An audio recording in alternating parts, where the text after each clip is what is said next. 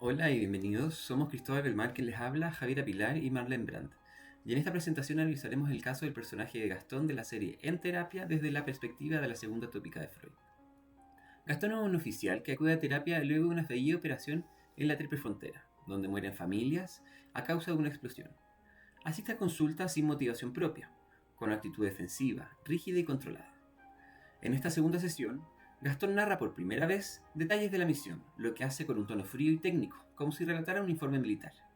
Sin embargo, el relato está lleno de signos de tensión psíquica, contradicciones, vacilaciones, silencios y cambios posturales. Comienza a surgir entonces un conflicto que trasciende la experiencia de la frontera.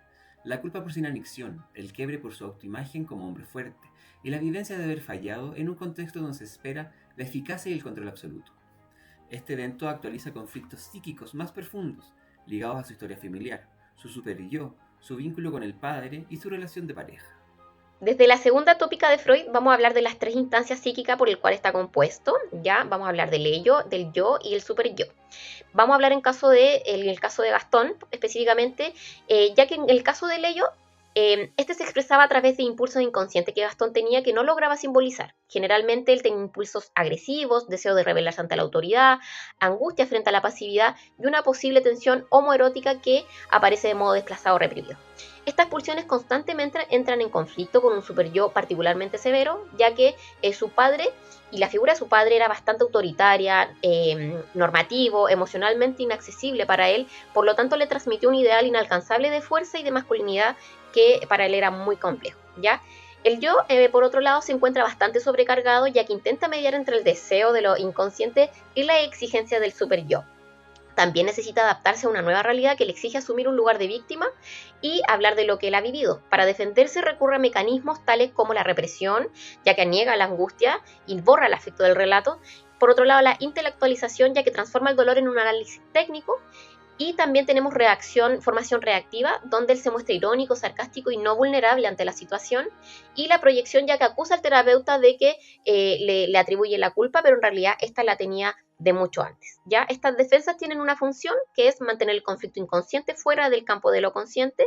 Y por otro lado, también tiene un costo, ya que lo aíslan de otros y también se aísla de sí mismo.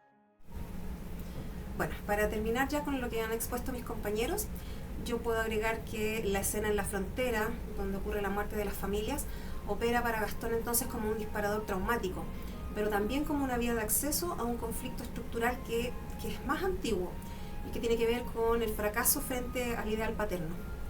La figura del padre, aunque no está del todo elaborada, aparece para Gastón como un modelo imposible de alcanzar. Él intenta sostener esa imagen desde la obediencia, desde el rendimiento, pero desde la anulación de su deseo propio también. En ese sentido, el conflicto que hay entre el ello, que es el deseo, el super yo, que es la prohibición, y un yo que está en una constante lucha, lo lleva a un estado de tensión crónica, de inhibición afectiva y de vacío emocional. Esta lógica también se da en la relación con la esposa de Gastón. Él describe este vínculo que tiene con ella como desconectado, sin deseo, sin diálogo emocional. Y no se trata de falta de amor, sino que es la imposibilidad de amar desde un yo que está dividido, que solo debe obedecer y no se permite sentir. El síntoma de Gastón no está únicamente en su angustia, sino en la imposibilidad de simbolizar el dolor, de transformar el acontecimiento traumático que vivió en un relato con sentido.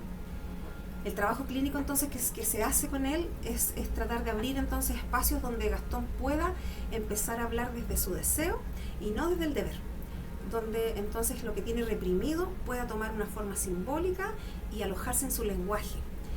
Quizás en ese proceso pueda empezar a construir un yo que esté menos sometido al super yo, que sea más permeable al deseo y más capaz también de sostener un vínculo que sea auténtico con el otro. Esa ha sido nuestra presentación entonces del capítulo número 7 de la serie En Terapia. Muchas gracias por su atención.